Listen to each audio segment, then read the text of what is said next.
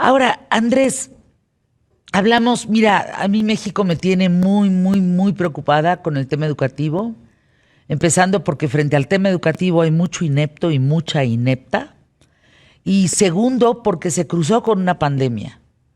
Y esa pandemia, si a nivel mundial, entiendo, el Banco Mundial dio sus estimaciones del rezago educativo por pandemia. Pero a nosotros se nos suma el rezago educativo sin pandemia más el de con pandemia. Entonces, a ver, ¿dónde estamos parados? Por favor. Bueno, exactamente donde tú lo has dicho, Fernanda. Fíjate que yo hace unos años escribí un libro llamado Basta de historias sobre la educación en el mundo, y especialmente en América Latina.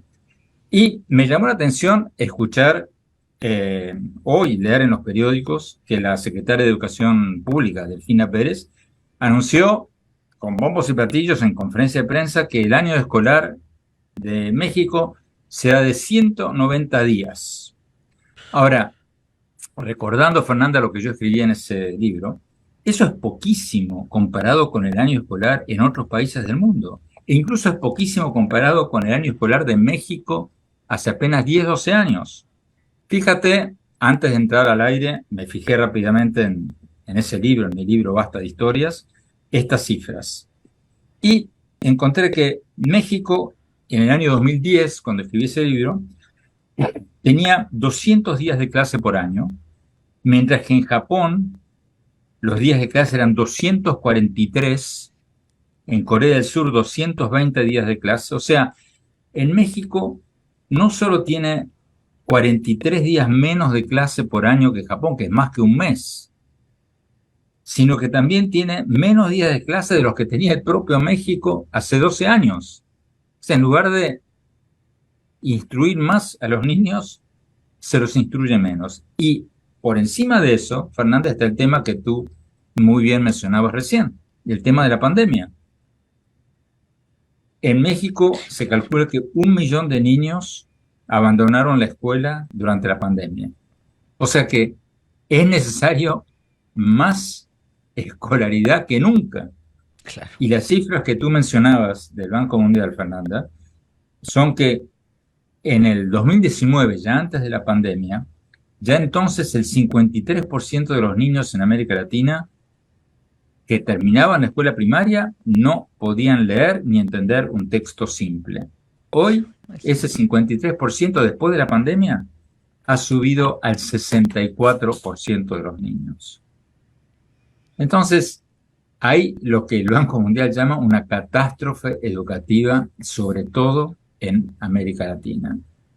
Y después, Fernando, tú mencionabas la falta de experiencia de los secretarios y las secretarias de la Secretaría de Educación Pública, y es preocupante, Es porque, a preocupante. ver, leyendo el historial de la nueva titular de la SEP, es licenciada profesora de escuela primaria, cosa que está bien, pero en ese libro que te comentaba que escribí hace 10 años, 12 años, comentaba de mi viaje a Finlandia, que es el país que aparece como primero en todos los rankings educativos del mundo. Y en Finlandia tú necesitas por lo menos una maestría, escucha esto, Fernanda, para ser maestra de jardín de infantes. No, no, o sea, no solamente para ser No, secretaria de qué educación. O bárbaro, sea, no. en Finlandia Para tú hacer de ahí kinder, pues, de infantes. necesitas una maestría. Y solo el 10% de los mejores estudiantes de cada promoción pueden aspirar a entrar en el magisterio para sacar una licenciatura en educación, para ser maestra primaria, por ejemplo. En México tú puedes llegar a ser secretaria de Educación Pública o secretaria de Educación Pública sin una maestría, sin un doctorado, o sea, con una licenciatura.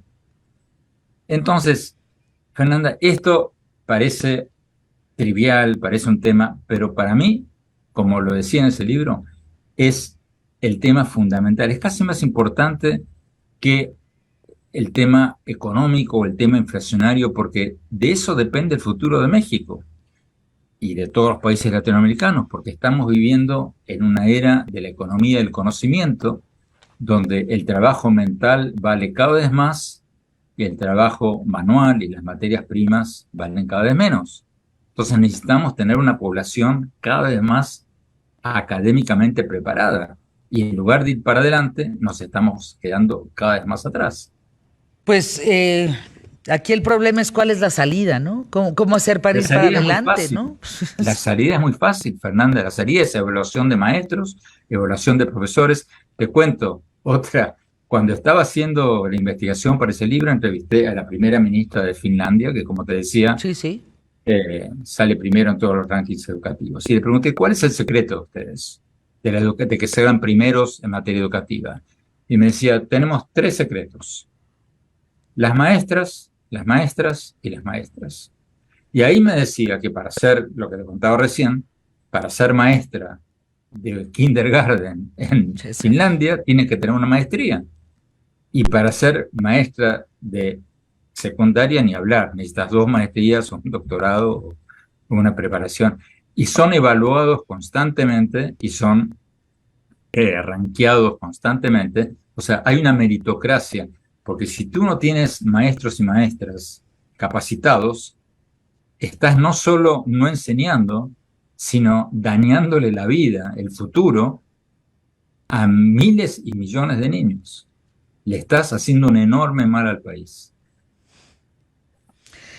La verdad es que a mí me deja boquiabierta esta realidad del rezago educativo, de lo que se suma con pandemia y de lo que países como México, no solo lo de pandemia, sino fuera de pandemia, se suma para decir cuántos años, en este caso, a un país como México le va a costar salir adelante. Es una locura, Andrés, porque mientras siga habiendo ineptos, ojalá tuviéramos a la de allá impartiendo por acá educativamente doctorados para poder manejar un grupo de niños, ¿no? Te mando un abrazo, querido Andrés, con mucho cariño.